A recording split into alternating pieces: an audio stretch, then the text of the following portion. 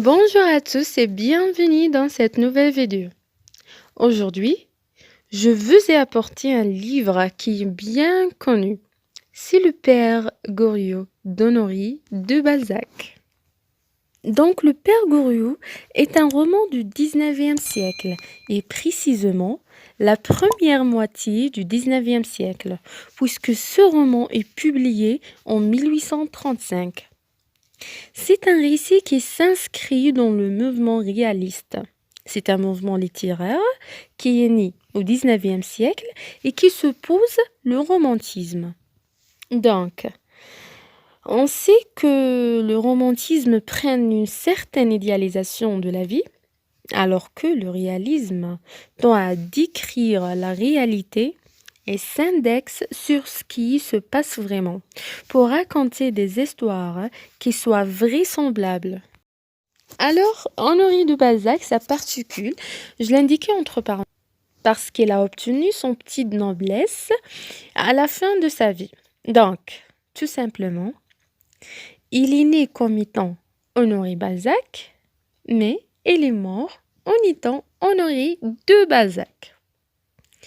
Alors, c'est bien sûr un écrivain, mais si on le sait parfois, moi, un homme, non pas d'entreprise, d'affaires, mais on va dire entreprenant, parce qu'il a souvent essayé de montrer des affaires pour pouvoir faire fortune et être délivré du souci de gagner sa vie.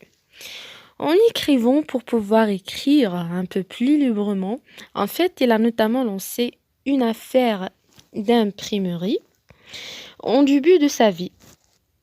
Mesquine parmi plein d'entreprises qu'il va lancer, et souvent il alternait fortuné et banqueroute. En tout cas, ce qu'on va retenir vraiment, c'est qu'il est l'auteur de la Comédie humaine, qui est une grande fresque romantique. Romance que de plusieurs romans dans lesquels on va trouver des personnages récurrents. C'est-à-dire qu'ils apparaissent dans un roman, mais aussi dans d'autres romans de la série. Ici, on va focaliser sur deux moments clés.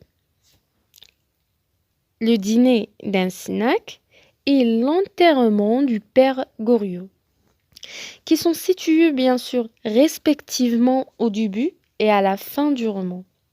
Donc, dans la première, c'est-à-dire le début, on rencontre le personnage de Rastignac, qui est un jeune provincial monté à Paris et qui vient loger chez la mère.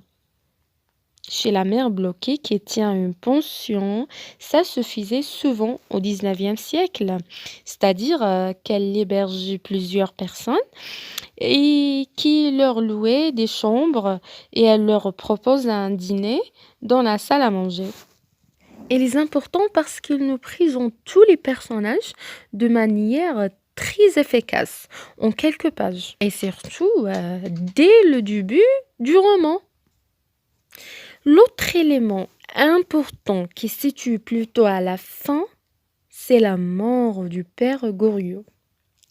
Le père Goriot étant un pensionnaire de la mère, laquelle assiste à Rastignac et à laquelle n'assistent pas les deux filles du père Goriot, qu'il aime pourtant éperdument, et pour lesquelles il a sacrifié toute sa fortune. Et enfin, un enterrement du père Goriot qui se fit là en cours à l'absence de ses filles. Donc, c'est Rastignac qui va payer le croc, mort notamment. Et bien sûr, cet enterrement qui fonde le désir de vengeance.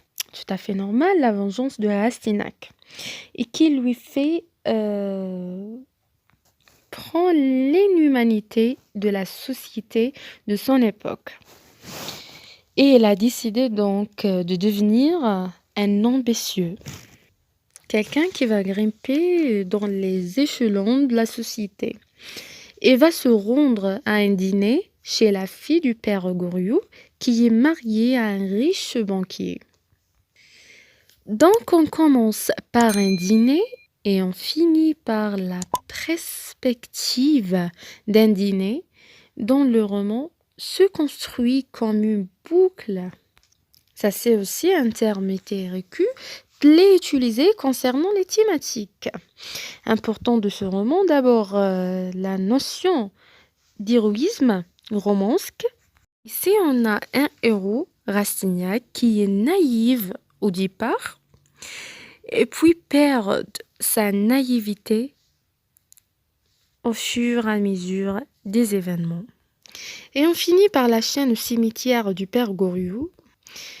Donc, ils ont une vue plongeante sur tout Paris et ils dominent cette ville. En disant un ou deux maintenant, en relevant, on le fait le défi qui vient de lui proposer la ville parle et l'enterrement sinistre et solitaire de cet homme auquel il était attaché. Donc, merci pour votre attention et n'hésitez pas de laisser un commentaire au-dessous. Laissez-moi un commentaire au-dessous dans lequel vous me montrer le roman prochain que vous aimez de l'écouter. Merci. If you give me your dead motherfucker calling me James Lee without the collar that I need the reaper with the black hood on the set, young snug with the blood red slag, popping massive bodies hanging on the thread.